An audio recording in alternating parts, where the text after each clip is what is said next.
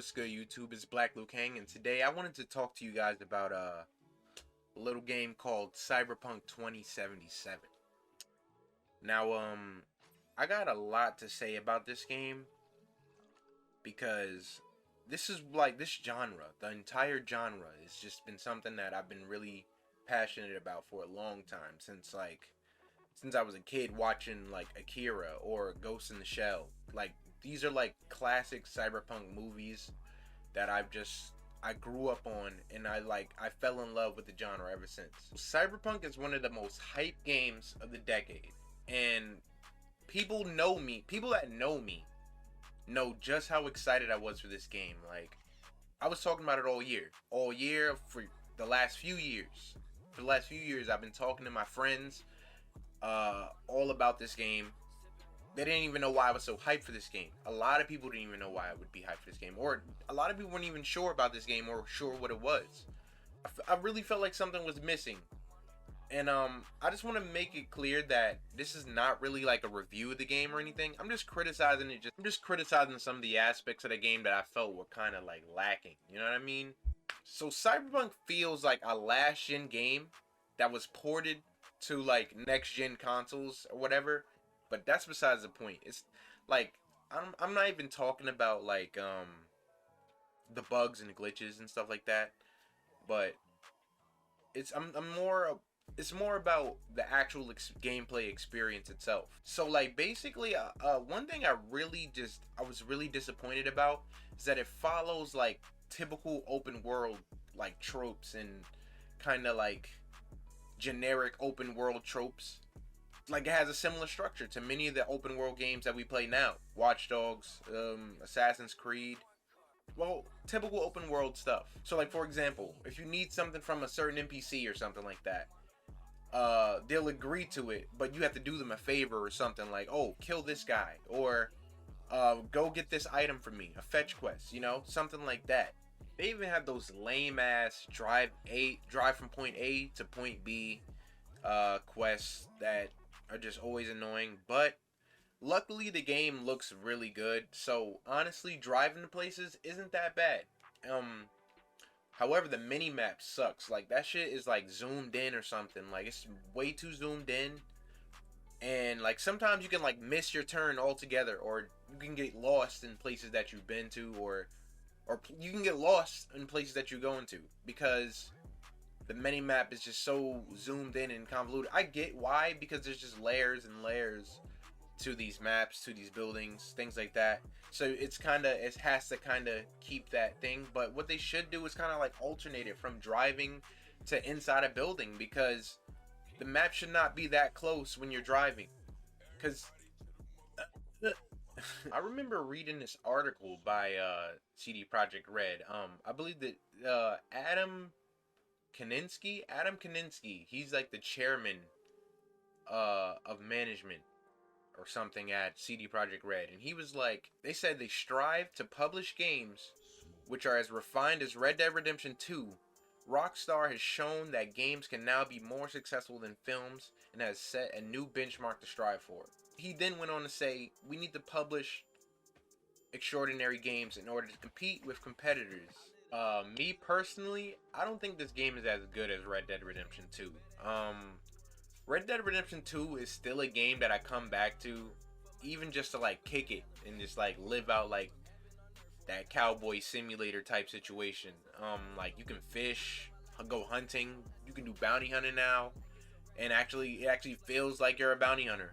And it has multiplayer, so you can enjoy it with your friends. I think it's like $5 now. I think Rockstar just made the Red Dead Online experience $5 now. And look, I'm not trying to bash Cyberpunk 2077. I actually like this game, and I think it's a great game. It's just that I don't think it was what they promised. I had high expectations for this game, and it just didn't deliver the way I wanted it to. I don't think it added anything really new to like RPGs like as a whole, and not even open world games. But the graphics are really good, so that's good. But I thought it was interesting that they mentioned Red Dead Redemption 2, because the civilians on this game are trash. Like the AI civilians are trash. I know, I just saw that on my game. No, this is what I'm talking about when I said, this is what I mean when they don't do anything, when you do shit. You start, look, this is what they do. You see that? Yeah. Look what these niggas doing. I'm punching the shit out of him. He's just sitting there cowering. And then he gets knocked out. Hail Mary.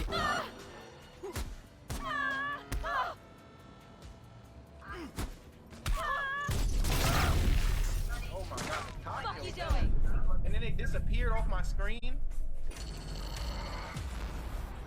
Weird.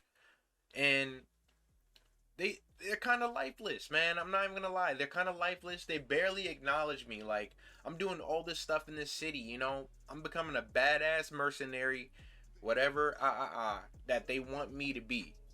But no, it's not like nobody acknowledges me unless it's a story character or like a narrative thing with it. That's the only way I'll be acknowledged for my deeds in the game, and I kind of don't like that. In Red Dead Redemption 2, you can simply walk past another person another NPC in the game, and they'll even just they'll come up to you and just tip their hat. Come on, people! Let me vote! I hear young Pushhair's son does not have his... You, my friend, what do you think about women's suffrage? Women voting? Sure, why not? Oh, thank you, sir. You are a true progressive. You know, greet you, something.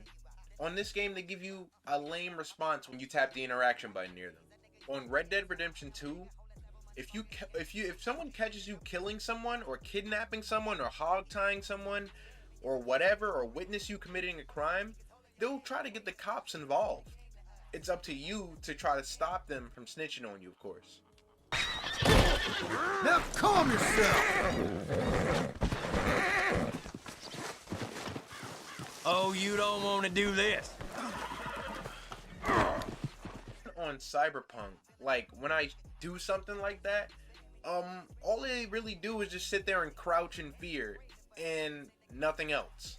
Sometimes they'll run away, but most of the time they're just crouching in fear, waiting for nothing to happen to them. And there are times where you'll have like 30 people just crouching on the floor, not running away or trying to fight me, not trying to shoot me, whatever, and the cops just appear out of nowhere.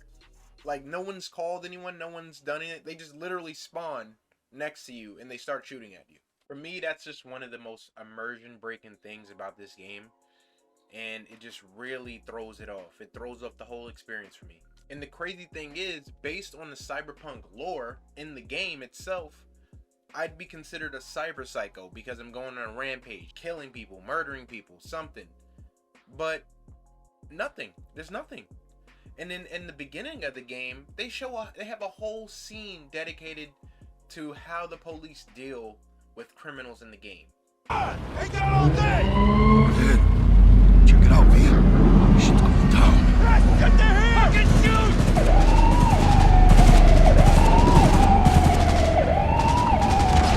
Look like your average bust. Cause they ain't your average badges. It's MaxTac.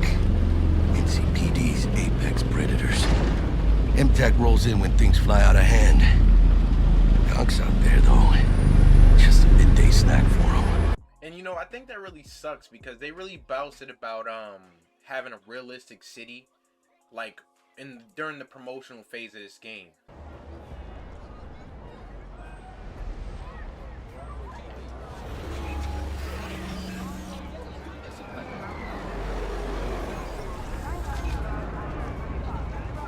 We've greatly enhanced our crowd and community systems to create the most believable city in any open-world game to date. The city's streets are bustling with crowds of people from all facets of life, all living their lives within a full day and night cycle. I think the story NPCs are good though. They're actually great, and they carry the game. Like, the narrative and all of that is just great. You actually, you know, gain attachments to some of these characters that you meet. One of my personal favorites was Pan Am. Pan Am was probably one of my personal favorites in the game. Grown kinda cold out here.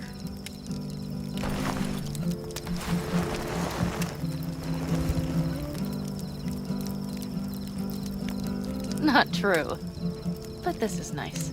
However, I also felt like the game could have used more relationships or like more romance options, and more like of the sexual encounters, I guess. Because literally you can only like have sex with like 2 people freely, like, and that's on Jig Jig Street.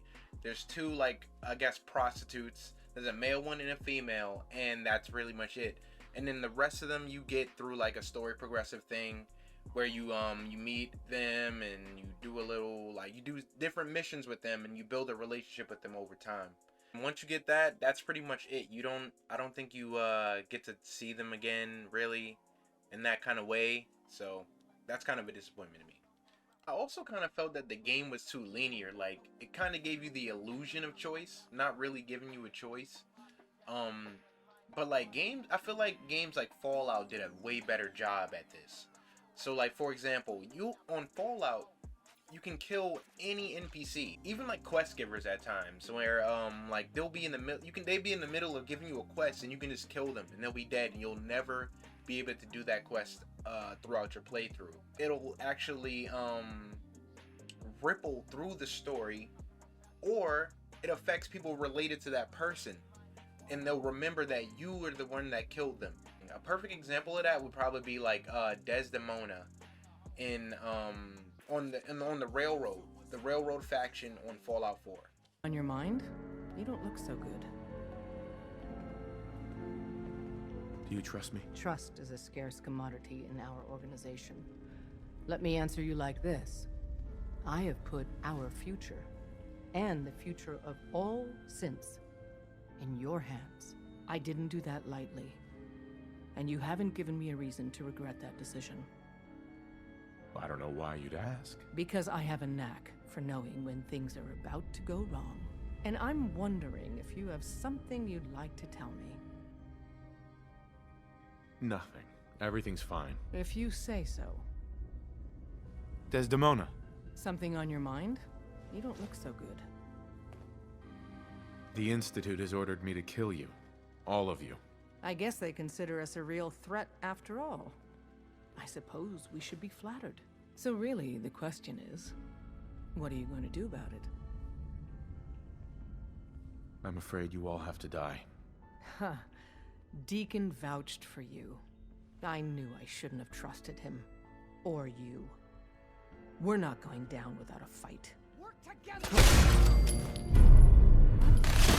And that moment could have even happened sooner without even any interaction at all. You could have actually killed Desdemona without even talking to her. Heck, even right from the beginning of the game, you can go straight from the vault to the railroad's hideout and meet Desdemona without playing any of the quests. In a world full of suspicion, treachery, and hunters, we're the synth's only friends. We're the railroad. Still to this day, I think interactions like that are what makes Fallout a great RPG. Missions and storylines can still have the same outcomes no matter which life path you have, which kind of sucks in my opinion. I put in about 50 hours of gameplay time, and I played a lot of the corpo when I actually beat the game with Street Kid. I decided to make a new character and try out the different decisions and stuff like that to see if there was any real difference in gameplay, and from what I can tell, there wasn't much of a difference. There was only dialogue options, and they were like in conversations, but you can completely avoid them. They're skippable, and everything still kind of leads you on the same path, in the same places, the same story moments.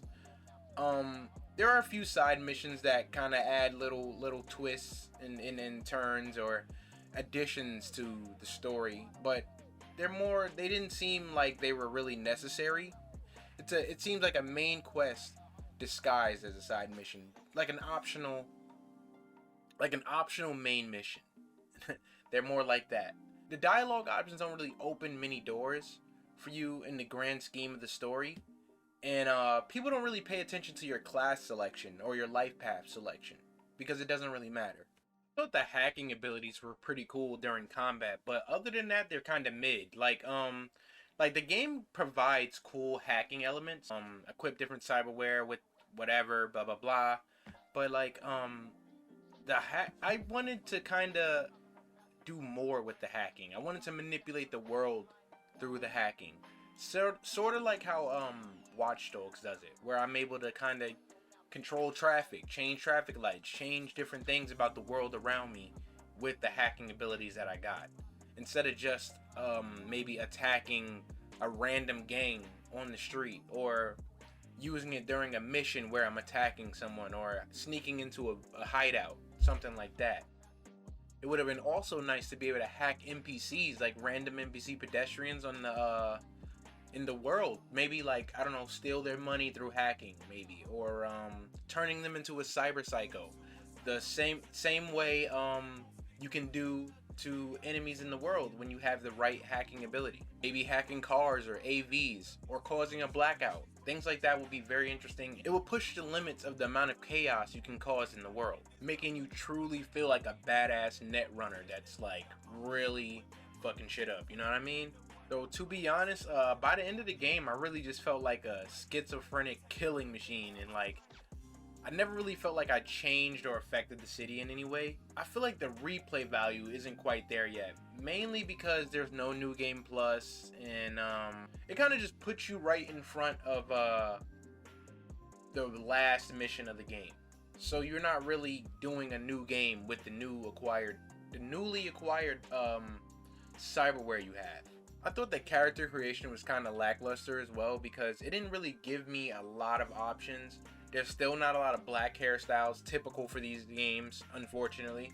But the genitalia and all that stuff, like, it was so unnecessary. Like, it was completely unnecessary. It's not like NPCs tell you, oh, your dick is big or something like that. It's pretty much unnecessary.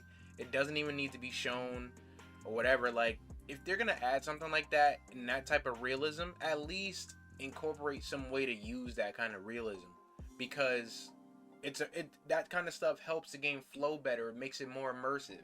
I know there's some features that didn't make it into the game, and I think one of them is the companion system, because not once have I encountered someone I can take on the adventure with me besides Johnny Silverhand, which is not optional, of course, because that's the main plot of the story.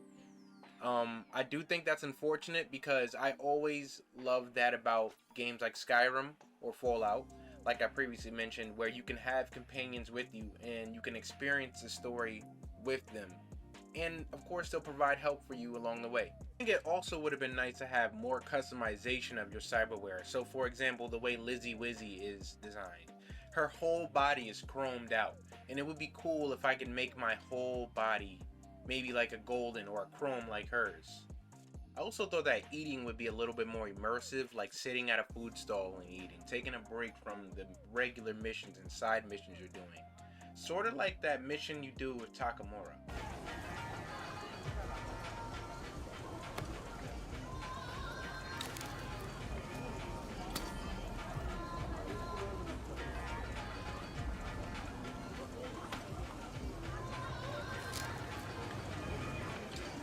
Those moments only seem like they're tied to like narrative points in the game. This happens another time with Jackie as well in the beginning of the game. I'm done ranting for today. Thanks for watching. If you liked the video, leave a like, maybe subscribe. That would be awesome. And I'll catch you in the next video. Make sure you drop a comment. Let me know your thoughts of the game. How do you guys like the game? Are you enjoying it? What are some things you don't like or dislike? You know, drop it in the comments below. I'll catch y'all in the next video. Peace.